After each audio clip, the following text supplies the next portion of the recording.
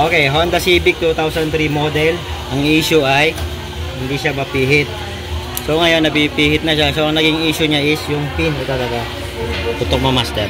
Itong pin na to defective na siya. So ang ginawa natin, tinanggal lang natin itong pin niya, no? Itong isang defective pin. So ngayon, napipihit na siya. Yan. Kanina hindi siya mapihit. Yan. So kinalibrate natin, kinalas natin. So ang issue is tinanggal lang natin yung isang pin niya kasi defective na. Kaya sumasabit. Hindi siya maiikot, hindi siya mai-on or matanggal sa pagkakalat. Okay?